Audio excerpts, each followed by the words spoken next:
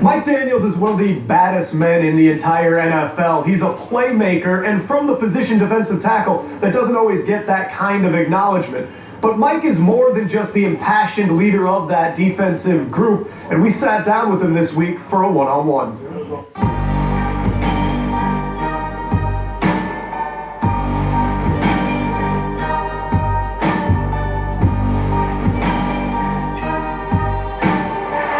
Now we got to talk about this part because it just happened this year. If you were a musician, you'd want to be on the cover of Rolling Stone. You're an athlete. You get on the cover of Sports Illustrated. Just what did that mean to you?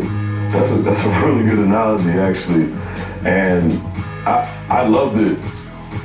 I really did. It truly is a blessing. I thank God for it.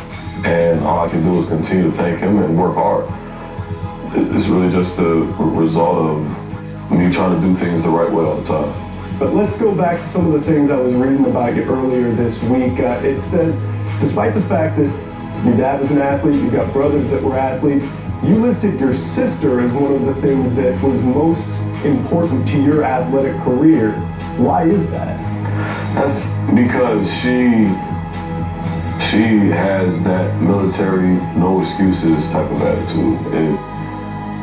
She doesn't care. She really doesn't. I'm a rookie and I'm playing against an all-pro guard and I say, oh man, this guy says, I don't care who it is.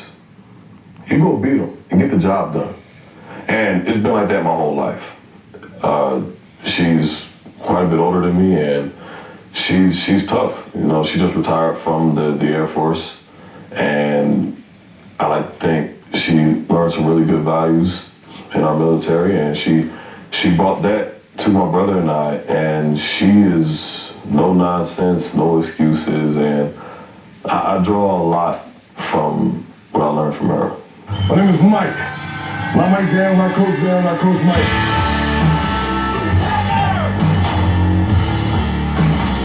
Mike, you do a lot of philanthropic things, and looking at some of your bio, it seems like you've always been involved in stuff of that magnitude. Left foot back and slam up.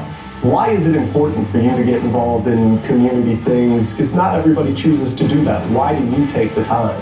Well, too much is given, much is required, and I just want to use my platform to help others. I feel my calling is to work with the youth, and that's always been something that's important to me. A lot of people tend to forget, you're in the NFL. That's a very, very tiny part of the population that achieves that. So you have a lot of people that look up to you.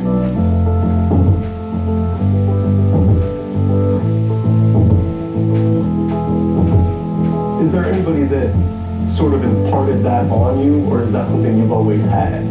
My granddad, I probably to say, following his example, he was a beat cop in Camden, New Jersey. He was a firefighter at one point. He was in the military. Then he built up his law firm and he specialized in bankruptcies. And he put his law firm right in the city of Camden because he wanted to, give back to a struggling community. So seeing that and just knowing that in the back of my head, going through high school, going through college, and now the NFL, I see that when you do something great, how you going to find a way to give back and show others that there are great opportunities. How are you going to improve your communities? And my granddad is a perfect example of somebody doing that. Great stuff from Mike Daniels there. Of course, we will actually talk about football with Mr. Daniels coming up a little bit later in part 2 of our one-on-one interview. For now, from Lambeau Field, I'm Charlie Sakaitis for NBC 26.